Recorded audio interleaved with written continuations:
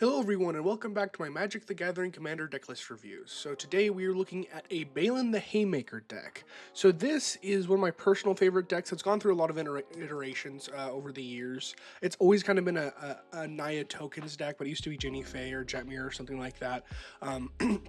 But with Bloomburrow coming out, I thought it'd be a really fun thing to build around him because he seems really broken and he does a lot of good stuff. So Baylen is a Naya commander. He's a red, a green, and a white. He's a 4/3, which is really nice. A rabbit warrior, and he's got 3 activated abilities. The first says tap 2 untapped tokens you control to add 1 mana of any color. The second says tap 3 untapped tokens you control, draw a card. And the last one says tap 4 untapped tokens you control, put 3 +1/+1 counters on him, and he gains trample on a turn. So the really cool part about this commander is it's kind of toolboxy. It kind of gives you whatever you need, allows you to make mana, draw cards, and buff your commander if you're going more Voltron-y, sort of get in there with your commander damage. But I really like the flexibility of this card. We are very much built around just go wide tokens, but you know, we kind of have that side effect of when you're going wide, you can do that, and then you have a lot of extra stuff you can do if you need to with Baylen. So, and very easy to see, we've got 13 token creators in here. You could always have more than that, but I think it's a pretty good amount. And there's things that kind of make incidental tokens, but that's kind of our main point. And then a lot of what we have is kind of very much centered around making sure we can use Baylen's ability all the time. So we've only got 1 board wipe in the deck. It's farewell, so it's a pretty good board wipe. But we are, go wide heavy decks. We don't really care too much about this, but having the modal type of the spell is really nice. And just the exile, farewell is one of those, it's just good in pretty much any deck, even if you're not a huge board wipe deck. That modal ability allows you to kind of get around the stuff that you may not want to get rid of. We've only got 2 card advantage engines in here, and that's mostly because we have a card advantage engine on our commander, so we don't super care about drawing extra cards other places because we always have access to usually a lot of tokens very early on. Well, we do have Rite of Harmony, which is a really good one. It's an instant that can be flashed back from your graveyard, so that's really nice. It can be used twice whenever a creature enters, or an enchantment, which doesn't really matter all that much. We do have quite a few enchantments, but when the creatures enter, you draw a card. So you got to be kind of careful with this, because if you're making an absurd amount of tokens, you can kind of draw yourself out, so that's not super great. But most of the time, you cast this, play another spell that gets you like 5 tokens, draw a bunch of cards. So that's kind of the main point of this. And then Shamanic Revelation is sort of a similar thing, but all at once, where, you just draw a bunch of cards equal to the number of creatures you control. And then the Ferocious doesn't really trigger on most stuff. You will gain usually like 4 life just because we have Baylen out, so there is at least one thing we have around that's usually going to trigger that. We don't have a lot of creatures in the deck. There's, I don't even think 10, maybe around that, because we really care about making token creatures rather than having specific creatures in the deck otherwise. Interaction, we do have quite a lot of interaction here. We want to make sure that we're, kind of keeping our board safe, and that we have stuff to kind of build up our board. So part of that, both of these are also token creation with Artifact Mutation and Aura Mutation. They still do give us tokens, and that's usually what they're used for. But, if someone's got like a problematic Phyrexian Altar or whatever, you destroy that, and then you get a bunch of tokens for it. So these are some of our best removal spells in the deck, just because they also aid in our plan. Beast Within, of course, just good removal. You could have as well the white version of this in here if you really wanted to. Dawn's Truce, this is great because this is one of our full board protectors. So same thing with Grand Crescendo down here, where you're able to give your entire board indestructible. Hexproof can be kind of nice, but really it's that indestructible to get around those board wipes. Deflecting Swat, just kind of generically good to have sort of that stack interaction if we can have it. In Grand Crescendo, it is, I also have it because it is creating tokens in our token field, but you also can just pay the 2 white mana and not pay into X, because it just gives your creatures indestructible until end of turn. So if you really needed to, this could just kind of be another Dawn's Truce, which is what I really like about it. And it's one of our only instant speed token creation as well in the deck, which is really nice. It's just one of the best token creator spells in the deck. And of course, we've got stuff like Path to Exile. We got our Swords to Plowshares, and we got Season of the Burrow. So this one falls into a bunch of categories, but for this, it's 2-paw mode, allows us to exile a target non-land permanent, and then its controller draws a card. So this is 5 mana, get rid of 2 things, which can be really nice, especially because it's exile non-land permanent, so it hits a lot of stuff. And of course, kind of another, kind of the best sort of Dawn's Shoes effects with Teferi's Protection, where you can kind of just nope out of the game for a minute. Usually ends up winning you the game, or allowing you to at least take someone out that with crackback or whatever, being able to sort of fog your way out of a large attack. And our lands package is kind of normal. We don't have like a whole bunch of shock lands in here. It's not like super crazy upgraded, but you don't really need it most of the time. Our colors are pretty easy to get to, and we do very much care about green, as you can see like here. And green and white is kind of our main stuff, and then the kind of a splash of red is sort of how the colors work in this deck. Another big thing, because we're making 1/1s, I talked about this in my Najeela deck list, we care about pumping our stuff up, because we're making a whole bunch of 1/1s, and that's not super helpful. So we want to make sure that they're big enough that when we swing, we can end up knocking some players out. So Beastmaster Ascension, amazing card. As long as we're attacking with 7 tokens, or we've attacked total with 7 tokens, this gives, or just creatures in general, our creatures will get +5/+5. So that's really, really nice. Makes all of our 1/1 6/6s, and usually, this card, once it's turned on, people die within a turn or two, because it's just a huge effect for, not a whole bunch of mana early game. City on Fire is really nice, because not only does it have that Convoke, so we can use our tokens to get it down earlier, but it's just a damage tripler. So this is kind of a pump effect. I threw it in here because it works the same way. We're just trying to deal a whole bunch of extra damage, and this one for sure, if it comes down, is usually leading to some sort of player death pretty soon. We are running Crater of Beam, this kind of weird version of it, because we're playing a whole bunch of creatures, and that's the typical win con for a token deck, is just bring him down, swing out, and then everyone dies. Eldrazi Monument, I really like this one, because it gives our creatures also evasion, which is sometimes hard to come by. They get +1/+1 flying and indestructible, so this is also a protection piece at the same time, and it does have the downside of at your upkeep sacrificing a creature, or you have to sack it, but we're playing, you got 20 tokens on the battlefield or whatever, you don't really care about that one little upkeep sacrifice. It's mostly that even the pump for this is not the biggest thing. It's nice to have, but the flying and indestructible is really, really, really good.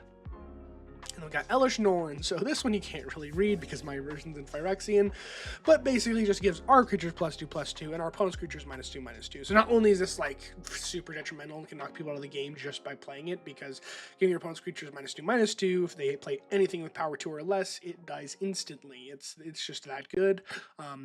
And even 4/4s down to 2/2s, and it really reduces that power super far. And of course, it makes all of our 1/1s 3/3s and really pumps up our board. A really, really good card for the deck and kind of a game ender as well. Intangible Virtue, this is just kind of an easy one to get down, kind of our value one, where we can give our creature tokens +1/+1 and Vigilance. And the Vigilance is really nice because we can go to attacks and then use them to tap with Baylen. So you can kind of get both sides of it, where you don't have to really choose if you're attacking first or then getting value later. And then kind of one of my favorite ones in here is this Jetmir. So Jetmir is really cool because depending on the number of creatures you have in succession of 3s, he gives them more power and more abilities. So basically, if you've got 3 creatures, you get the first level, 6 is the second level, and 9 is the last level. So if you got 9 creatures, your creatures will have Vigilance, Trample, Double Strike, and +3/+0, which is just it's insurmountable. It's an extra 6 damage on top of whatever they're doing. If you are playing those 1/1s, they're dealing 8 damage per. It's really, really, really good. And again, it gives them Vigilance, which is really, really nice. The Trample to get through, and then Double Strike just to kind of get that extra damage in. So it's kind of all the pieces that we really, really like. We do have a lot of ramp in this deck. Some of it is sort of predicated on having tokens out, or just using tokens in certain ways. But we really want to make sure we get stuff out. And, we want a lot of ramp in this deck because a lot of our spells are X spells. So there's no cap on how much ramp that we need or how much mana we can use on them. So just making sure we have a lot of mana out is really, really nice. So of course we got Arcane Signet, Ashnod's Altars for when we do get our tokens out, we can tap them to add mana and then sacrifice them for mana. So you can kind of play X spells in succession where you can make 8 tokens and then sacrifice them for 2-3 mana and then make a whole bunch more tokens, which is kind of nice. We've got Awaken the Wood, so this is one of our token creations. But it also allows us to make land tokens. So of course those are tapping for mana by themselves even without Baylen out. Cryptolith Rite, just allow our creatures to become mana dorks. Cultivate, of course. Elven Chorus is just, they're Cryptolith Rite, but also allows us to cast creatures from the top of our library if we really need to. But mostly just, it gives us a little bit better, instead of having to tap 2 tokens for 1 mana, they all just tap for 1 mana, which is really, really nice. Felwar Stone, Harrow, you know, normal stuff. Phyrexian Altar, so this is kind of a baby Ashnod's Altar, just allows us to use them for tap abilities and then sacrifice them later. Still getting that 1-for-1 mana, or, you know, if we have one of our tappers out, tap them for a mana and then sack them for mana that way. Smothering Tithe, you know, technically ramp in a way, you know, get a whole bunch of extra tokens so you don't even have to sack the treasures, which is really nice. And, you know, this usually ends up giving you a whole bunch, just a nice staple. And then Soul Ring, of course, and then 3 visits. So that's kind of our in package. Some extra little cool stuff in there, but mostly kind of the normal thing. And then our token creation. So this is most of the stuff in the deck that creates any amount of tokens, but usually a lot of tokens. So Adeline, really nice for that, because not only is she going to be a huge attacker pretty early on in the game because her powers equal the number of creatures you control. She's got vigilance, so you can swing in when you need to. But then when you attack, you create a 1/1 attacking each player. So you create 3 extra tokens, and those might die or they may not die. But it's just a little bit extra token creation there. And of course, Awaken the Woods gets us 1/1 Greed Force Dry land creature tokens. Really nice for that. And Baylen's ability, because they are summoning sick lands, which is kind of annoying, Baylen kind of gets around that by tapping them with his ability. And then this is probably my favorite token creator in the deck besides, you know, our instant speed Grand Crescendo, because this one gets you very far in the game from very behind. So Call to Copper Coats, it says choose any number of target opponents. For each opponent you target after the first, it costs 2 extra. It's got a strive. So, you know, this is costing 3 or 5 or 7 most of the time. Usually it's only 3, maybe 5, but you basically choose any number of target opponents, and you create a number of 1/1 white humans equal to the number of creatures they have. So, you know, if, you know, 3 opponents have 3 creatures, you pay 7 mana, you get 9 tokens, which is really nice. Or usually it's one person that has like 6 creatures, then another dude that has like 3, and so you know, you pay 5 mana into this and make a whole bunch of stuff. So this one, it really can kind of pop out of nowhere, and because it isn't one of our few other instant speed token creators, it kind of comes out of nowhere, and you can have very little on the board, and then, you know, kind of just come forward with a whole bunch of crap, and it just kind of goes crazy. This is one of the few cards that I've had, you know, just very much take me from, you know, 0 to a game win very fast. And one of my favorites, just kind of random ones in here, is Clown Car. So this one is a little bit weird. What I really like it for is the fact that we just have to pay X. You don't have to worry about any other additional costs. So this one's great early in the game, whether or not, you know, you roll correctly. About the X, whatever you pay into it, you roll that many 6-sided dice, and for each odd result, you create a 1/1. For each even result, you put a counter on it. So it's kind of a weird one. You know, you don't always get what you want, but the fact that it's so low to the ground, you know, even if you get this out before Baylen, you know, you roll 2 dice for it and you get 1 creature. You know, that's really not that bad.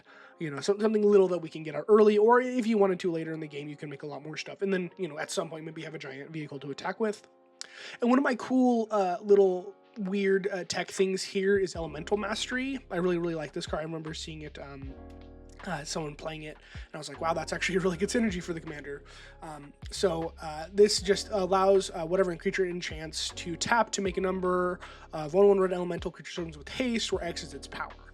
So the cool part about this is Baylen has an ability where you can tap tokens to buff it up. So you can, you know, use a bunch of tokens to tap, make it really big, and then, you know, and those tokens, those counters stay, which is really nice.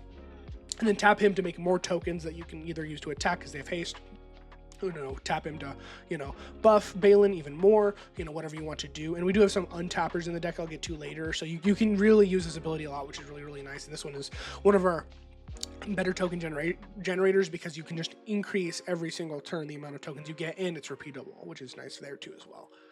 And then 4th Air Lingus. So this is a really nice card, probably one of our better just straight up token generators, because it makes 2/2s, and they get trample and haste. And then it also has a weird text kind of at the bottom that just one or more creatures you control deal combat damage to one or more players this turn. You become the monarch, so kind of an extra card draw after that. But it's mostly that it makes 2/2s with trample haste, which even if you don't have a pump effect, that's also pretty good. And if you know, just make this big enough, by itself can just be good as well. Grand Crescendo, we kind of already talked about it, but this is just instant speed. You make a bunch of 1/1s, and then they do gain indestructible. So you can, at the same time, you know, someone's, you know, board wiping, you're like, okay, I have a bunch of mana, so I'm not only going to make tokens, but then protect my board after it, because the indestructible is gained after the token creation. So you can kind of just, all right, here's my stuff, I'm ready to attack you now that everyone's board is wiped. And hop to it is just kind of, 3 mana, create 3 tokens. So this is kind of one of our lower to the ground, because not only always are we going to have a bunch of mana.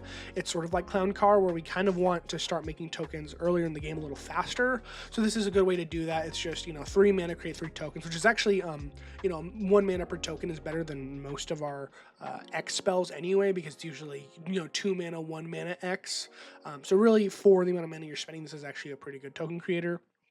I really like Martial Multitudes, because this is one that if you don't have any, extra ways besides Baylen to tap your creatures, you can convoke this. So you can use a bunch of your tokens to convoke this and, kind of do X spell, tap them, X spell, where it just creates a bunch of 1/1 white soldiers, but they do have lifelink, which is kind of nice, kind of extra benefit. But yeah, mostly the convoke is really nice for this one, even if it costs extra mana. You're able to spend usually a lot more on it because of that.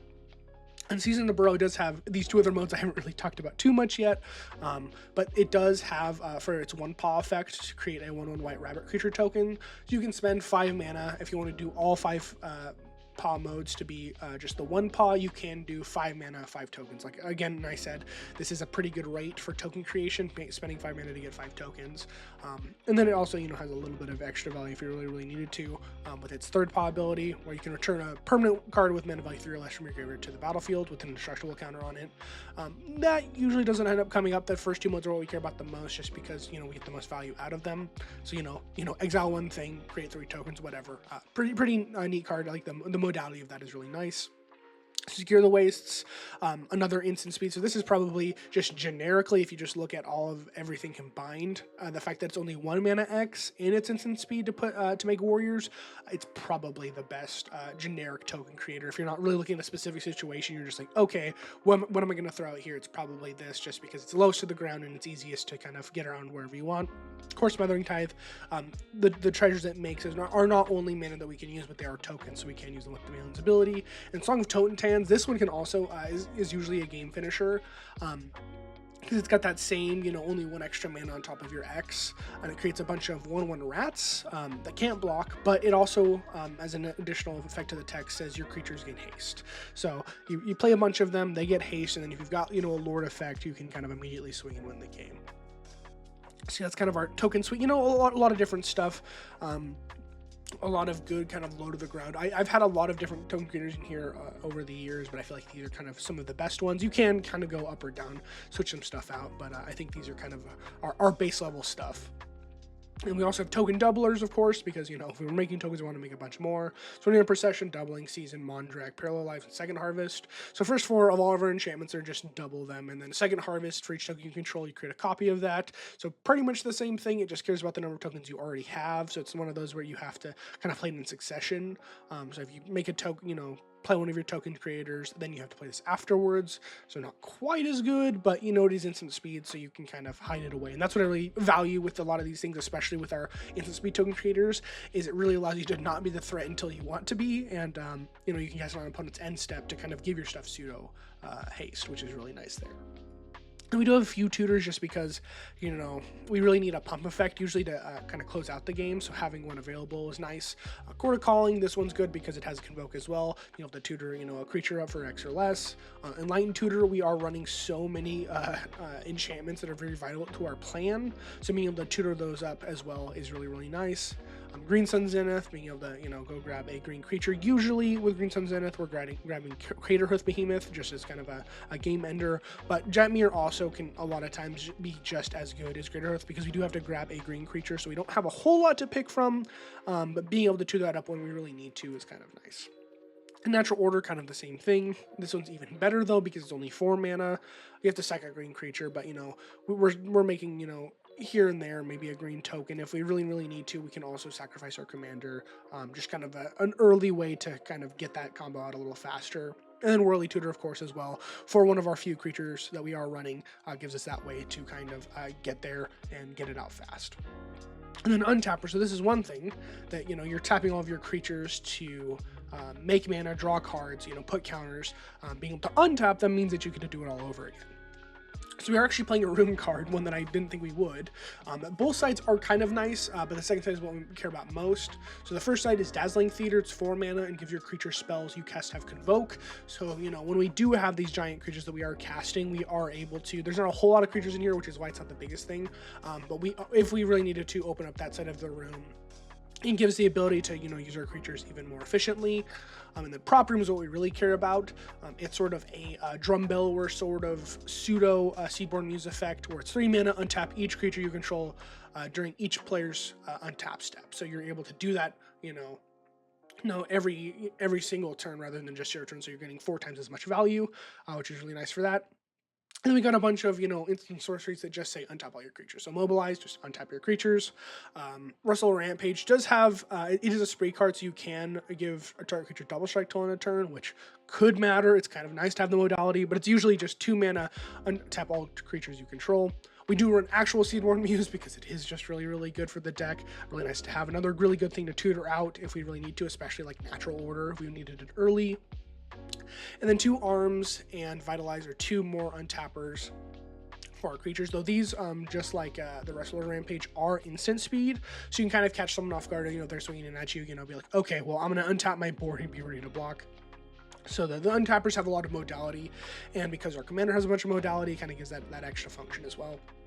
And then we come to our, the value places, where there's just a bunch of stuff in the deck that I think is really good or really fun that kind of adds to our game plan. So first, Champion of Lamholt. So this one is really good because when we're making a bunch of tokens, it gets that many counters and then stuff with less power than it cannot block. So it makes most of your stuff unblockable very fast, which, is really, really nice because we do care about some of that evasion with our 1/1s. It's the same exact thing with my Nagila deck list, where it's just, we have a bunch of stuff, we want to attack with it and not have them die, so we're able to do that with this. Comet Stellar Pup is just a card I've wanted to put into a deck for a very long time, and it does do some pretty good stuff here.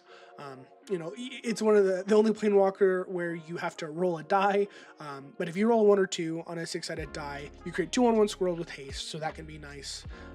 That's kind of our token creation part of this. And then you can -1 return a card with mana value 2 or less from your graveyard to your hand. That might matter. We do have a lot of untappers. There's quite a few things in our curve that are 2 or less, so we can grab some stuff. And 4 or 5, it can just shoot something equal to its loyalty, which again, just having a bit of extra interaction is always nice as well. And then 6, you get to roll 2 more times and get 2 more results. So kind of just for 4 mana, it kind of does a whole bunch of different stuff. It was powerful enough to be even like legacy playable. So I think it's just kind of a fun, neat card to throw in here as kind of an extra piece.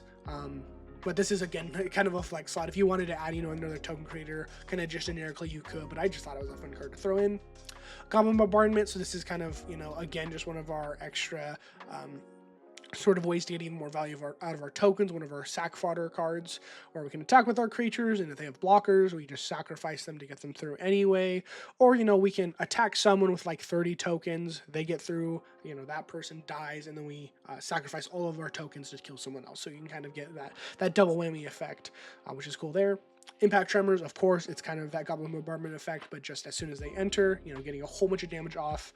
Same thing with Perforos being even better because it's 2 damage, not 1 damage. And, maybe once in a while, we don't really have a whole lot of red pips in our cards. Like, these are some of the only ones. I don't think you're turning on Perforos unless you usually have City on Fire out, but just the effect of dealing damage. We're creating so many creatures, having so many enter the battlefield, that this can also end up killing people a lot. And then sort of one of our other ways to keep our creatures back and to also sort of have the vigilance effect is Reconnaissance, where we can remove our creatures even after they deal damage from combat. So we can attack with our tokens, get in where we can, and then untap them so that we can tap them with Baylen as well. And then Regrowth, just generically get a thing back. We don't have a whole lot of graveyard shenanigans going on, so just 1 extra card. This might be another slot that you might add a little bit more into if you really wanted to. Some more graveyard recursion, so if you get board wiped, or if you want to get some cards like a Ballgate Recovery or something like that, to get a few more extra things out of the graveyard, you totally could. And then Rhythm of the Wild, this one's just kind of nice, generically as well. Just gives your creatures, they can't be countered, your creature spells, which, is always a nice thing, kind of that anti-interaction piece.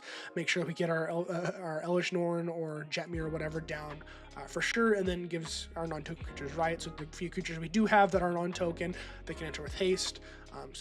That can be nice for attacking or whatnot, or we can give them +1/+1 counters just to buff them up a little bit. But yeah, so that is our Baylen deck for today. Just a bunch of token stuff, a bunch of stuff that makes us a bunch of tokens. Just that is the entire plan. Is, hey, here's a bunch of 1/1s. I'm gonna create a bunch more 1/1s, and then we can use Baylen to attack a whole bunch, or buff him up, or draw cards. You know, it gives you all the stuff that you need, and that's what I really like is the fact that we don't need to run a whole bunch of, you know, outside stuff that makes us a whole bunch of extra mana because we can make it off of him. And really the biggest part of this is the fact that when I was running Ginny Faye, I really liked that commander because you can make all of your 1/1 crappy tokens into 2/2s with haste. That was one of the 2 modes of her ability, which was I think the best thing ever, being able to make not only your 1/1s 2/2, so that does matter a lot, you know, usually doubling the power of what you're making and make those spells a lot better, but the haste is really the big part because it allows you to tap, you know, for your Cryptolith Rites very, very fast or what have you. But Baylen's even better in that way, where he doesn't need to be down to be able to make tokens, so you know you don't have to worry about the tempo of your deck as much. You don't have to worry about the exact curve of when he comes down, because Baylen I don't always cast at 3. Usually once you have a few tokens down, you cast him, so you know there's less time for him to be removed. That way that you're like, okay, I'm gonna play Baylen, and then now that he's down, I'm going to make some mana with the tokens I've already have, because you know whether or not they have haste or not doesn't really matter, because he's tapping them for the ability, which is kind of that replacement effect of, instead of having the haste cats, you just have whatever, being able to attack or being able to tap with his ability, and he's got the ability to do whatever you need to do. I like any commander that allows you to kind of toolbox it and get what you need out of it, which is kind of the reason I switched to him. Also, I don't know, he seemed kind of fun. It's good to switch out commanders every now and again, you know, keep stuff from getting stale, but yeah. So I do hope everyone here has enjoyed this Baylen the Haymaker deck list. I will make sure to leave this video with the playlist of all of my deck list reviews down in the description below. Besides that, I will see all of you people in the next one.